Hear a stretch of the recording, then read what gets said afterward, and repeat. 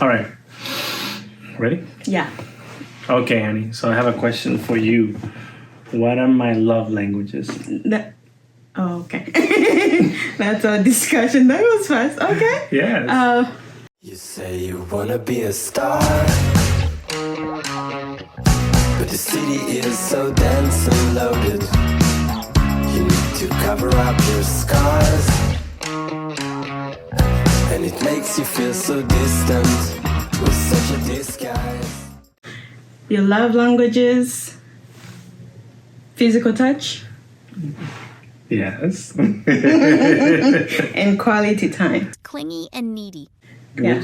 And which one is my lowest? Gifts.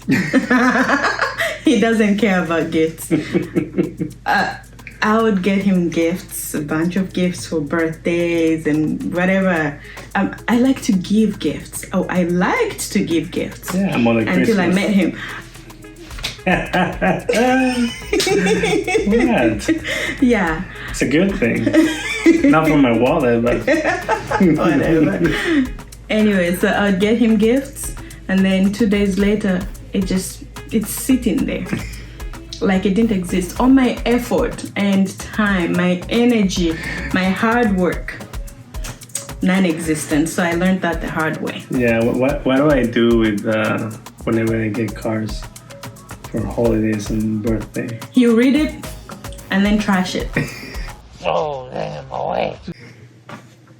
Yes. Sometimes I wait A day? or a week, but when I see it again, it's gone in the trash. So did you trash the wedding vows? The letter I wrote you on? No, that one has more special meaning. That's more sentimental. Where is save it? That one. It's somewhere over there. Right. I hope. We need proof. We need proof that he still has that. Yes. No, but I can't care. I could care less for gifts. And it makes it hard when you have kids and they bring you like, look what I made for you, Daddy. And I'm just like, oh, thank you for this rock with black marker on it. That's just what I needed. And then the second she turns around, it goes straight in the trash. And then when she'll ask me like, what happened to the rock? I'll be like, oh yeah, we were cleaning, so we had to pack it away. He lies to the kids. He lies to the little girl. No, I'll tell her straight up like, well, we gotta clean up a little bit. We gotta make some room.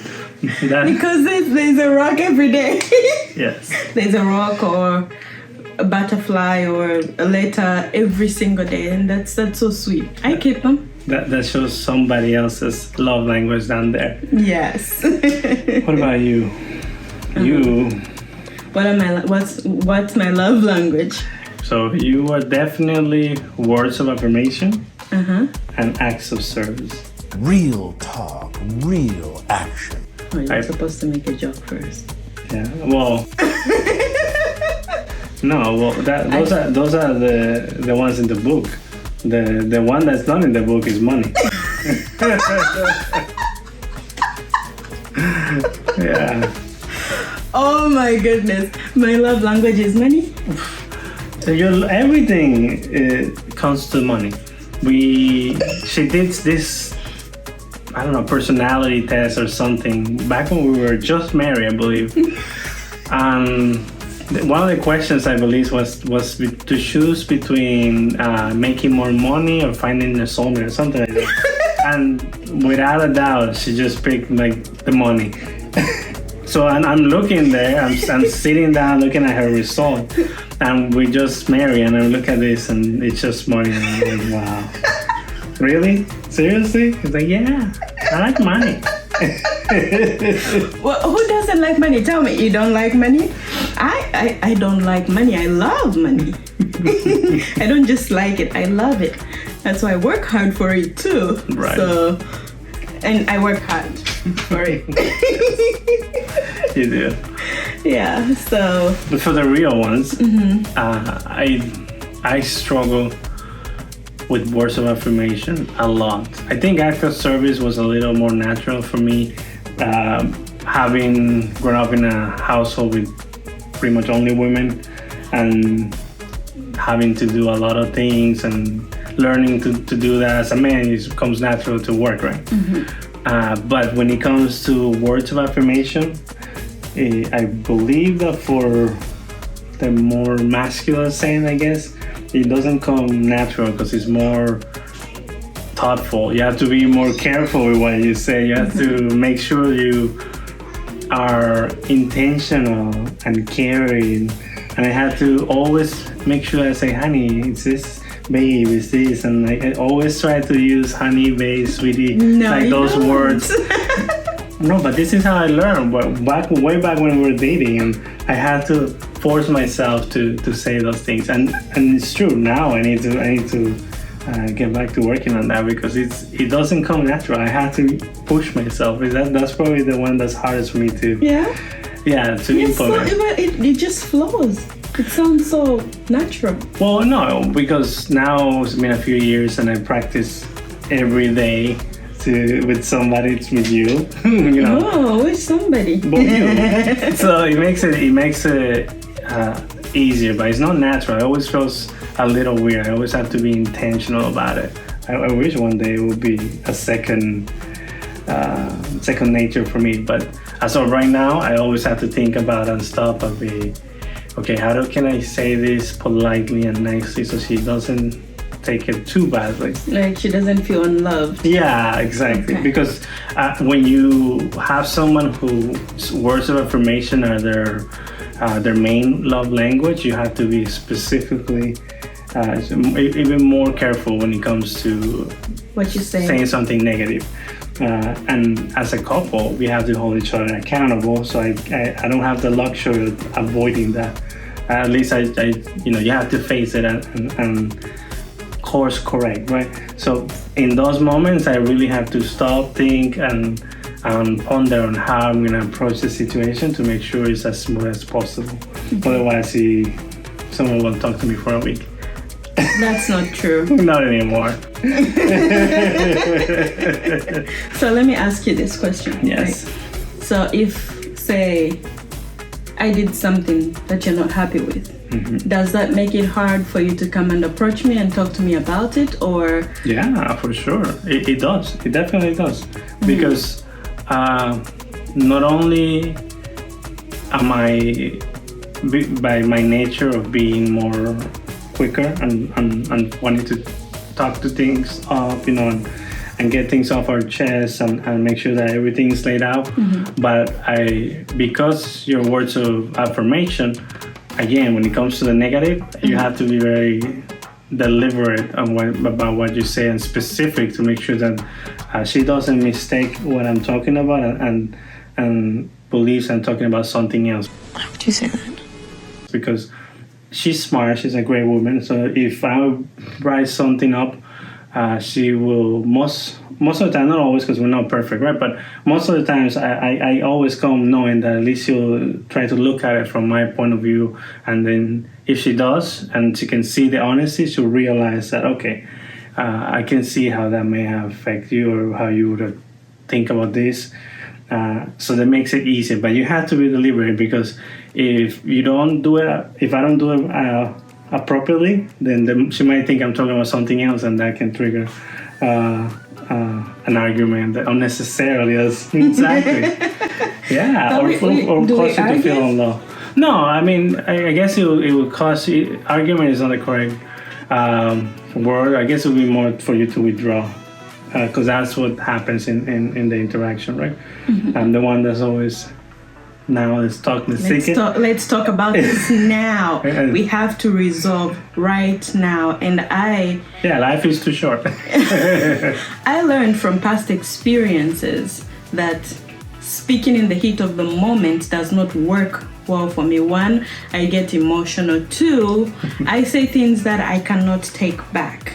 So I decided, okay, I'm going to train myself to think about things before I actually utter those words. And I had to learn to say things respectfully.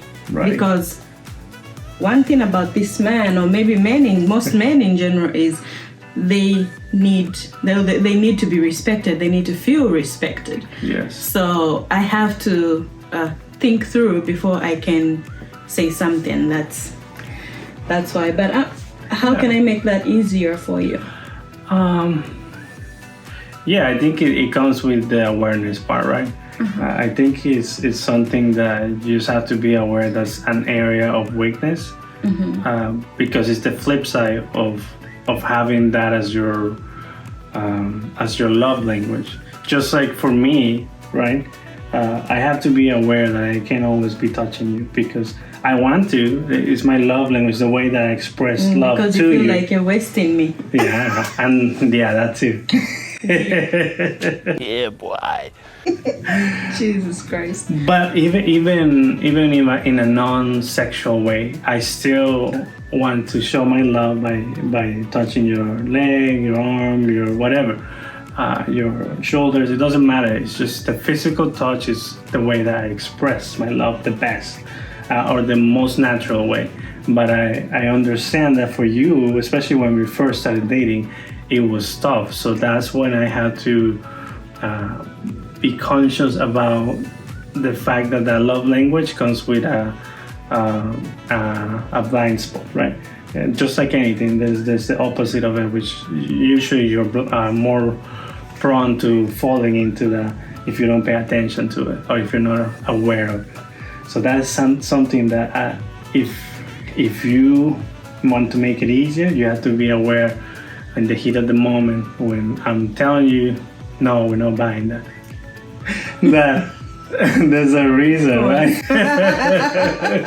That is not because I don't love you, but it's because we have something else prepared or planned for that, right? Yeah. So that is the way that we can approach and coexist better with different love languages. Okay. Thank you, baby. I'll work on that. Thank you. Yeah. What about me? How's it been living with someone who has the two most clingiest love languages? So for me, physical touch and quality time are the lowest on my radar. They're my last two. Physical touch is because I never see my parents. I never saw my parents physically, Anything. My parents were always, I think most African kids or most households were like that back in the day. So I didn't grow up in a house where my parents were they would show their intimacy or anything in those lines. So that didn't come naturally to me. Neither did I see people in the streets holding hands or kissing or, just, I didn't see that growing up. I saw it in the movies. That's about it. In the telenovelas that were being filmed no in one Venezuela. but you that I would watch from a window when my mom was watching, because I was banned from it. Anyway, so when I moved here, I saw it was a trend. Everybody was holding hands. Everybody was kissing. Everybody was just, all over the other person. And when I met him, he was that person. Of course, the opposite. Yeah, he would to you. Want to hold hands and, all that nasty stuff. Then that's what I thought. It felt weird to me, but then eventually I had to understand why he's like that.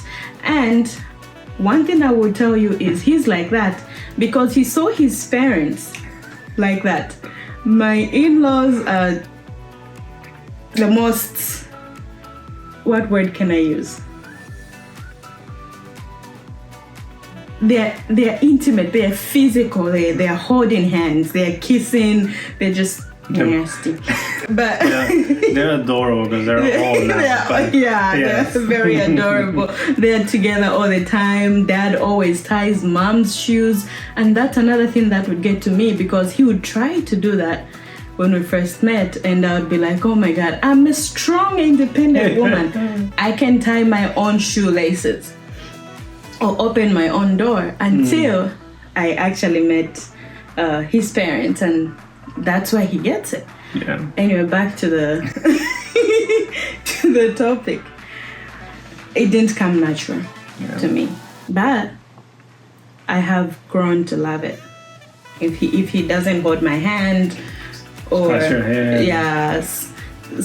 scratch my head, give me massages, I'm like, hey dude, you're slacking. Do what you're supposed to do.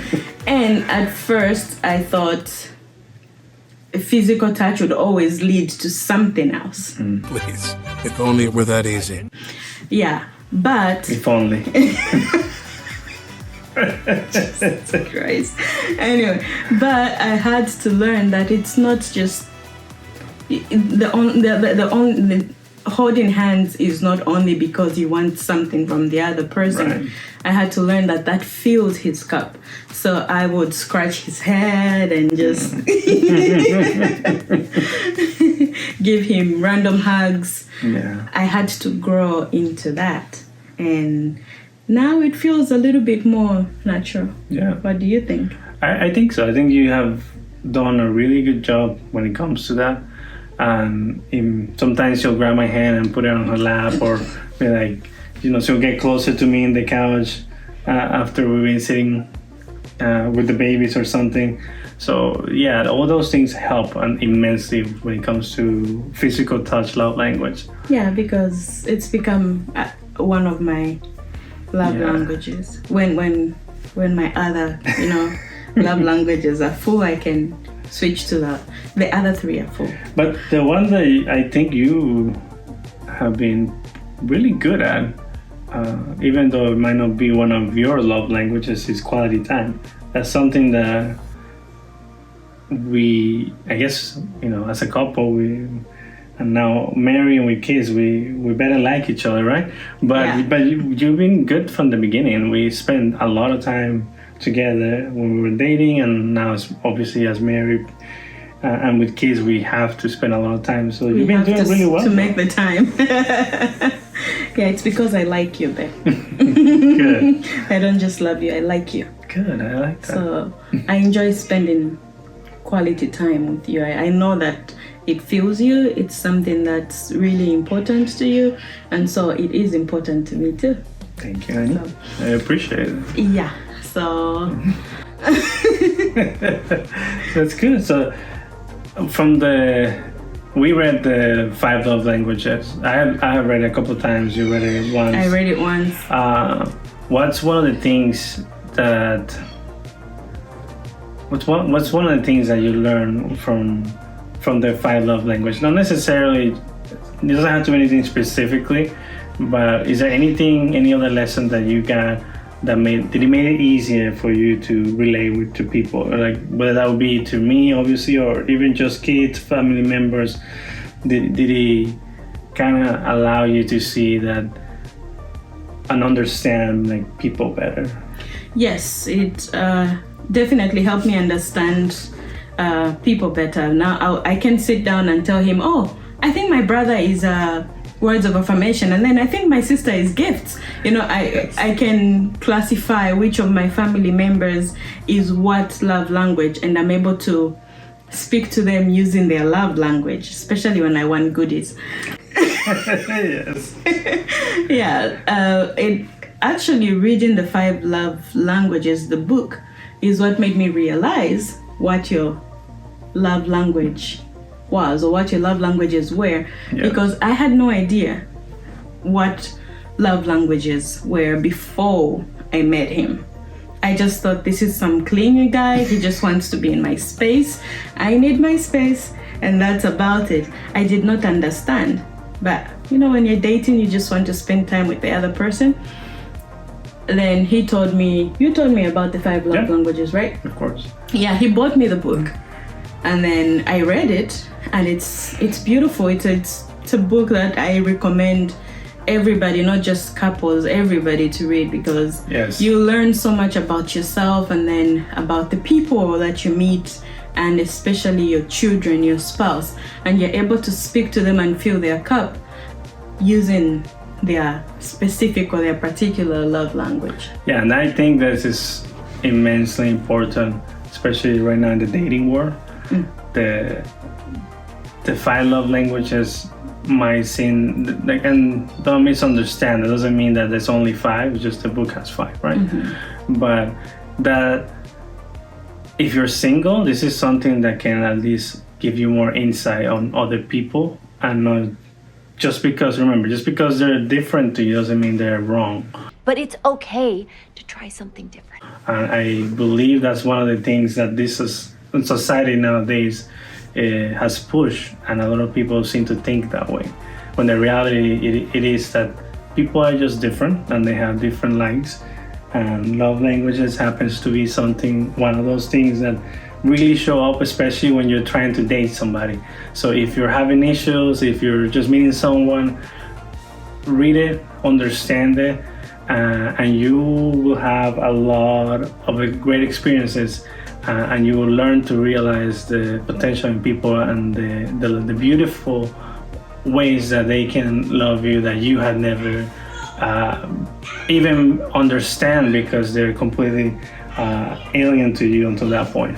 So yeah, they should rewrite that book and add money as a love language. I agree. And books as a love language, right? Yes, and food. And food. I know, food is a whole love language. Yes. So we can write one. Or write the continuation. Yes. 5 more love languages. Alrighty, well, let us know what you think. If you read the book, leave a comment below. Say which love language are you. Yeah. And if you find this useful. Yeah, and ask questions. We're going to do a Q&A soon. Sure. So if you have any questions that you would like us to answer, please go ahead and leave that in the comments. And yeah, we will see you next time. Yeah. Thank you for watching. Bye. Bye. Like, subscribe, share. Yes. Bye. Bye.